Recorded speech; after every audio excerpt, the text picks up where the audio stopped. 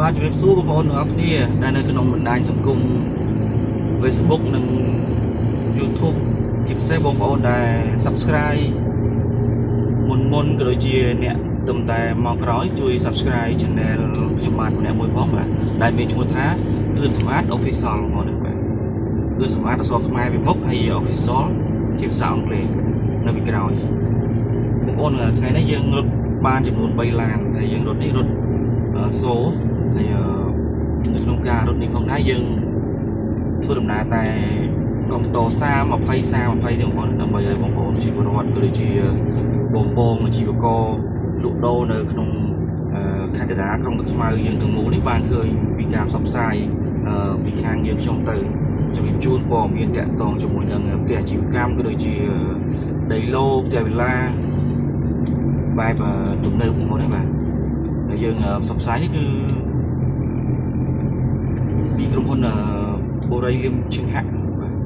គ្រប់សាខាគ្រប់គម្រោងទាំងអស់ដែលតកែគាត់បានបើកគ្រប់គម្រោងគ្រប់កន្លែងសូមបងប្អូន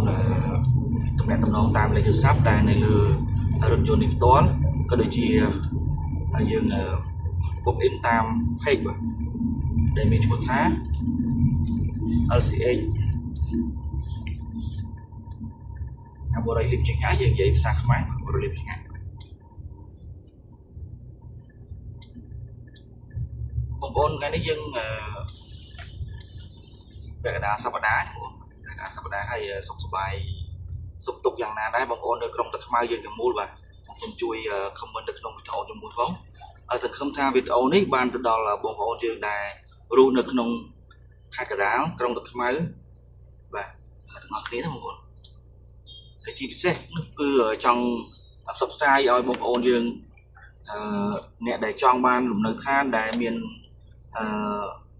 សំណង់ដែលមានគុណភាពហើយមានប្រភពច្បាស់លាស់យើងទិញផ្ទះបានផ្ទះបងប្អូនបានប្លង់ត្រឹមត្រូវបងប្អូនណាបាទមិនភូតផលបោកប្រាស់បងប្អូនទេបាទ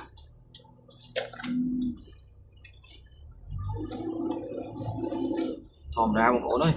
យើងទិញផ្ទះយើងចង់បាន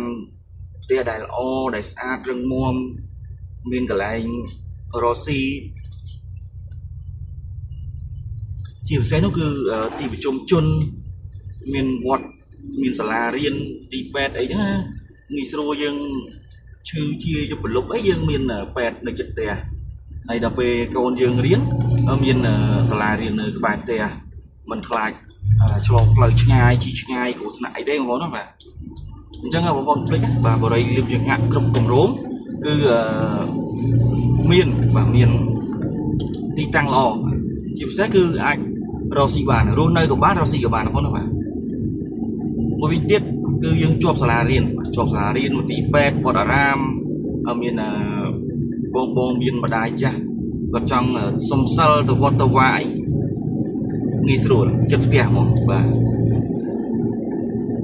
អញ្ចឹងបងប្អូនកុំភ្លេចណាបាទខ្ញុំនឹងដាក់លេខទូរស័ព្ទនៅខាងក្រោម comment នេះបាទក្រោម caption នេះបងប្អូនកុំភ្លេចណាបាទទំនាក់ទំនងដែលចង់បានលំនៅឋាននៅបែបអាជីវកម្មក៏ដូចជាលំនៅឋានយើងលក់ដូរជាប្រភេទផ្ទះអាជីវកម្មយើងរកស៊ីក៏បានលក់ដូរក៏បានយើងរស់នៅក៏បានបងប្អូនបាទហើយផ្ទះមានសំណង់រឹងមាំហើយជាពិសេសនោះគឺម្ចាស់គម្រោងយើងមានឈ្មោះអស់សម្លេងគឺ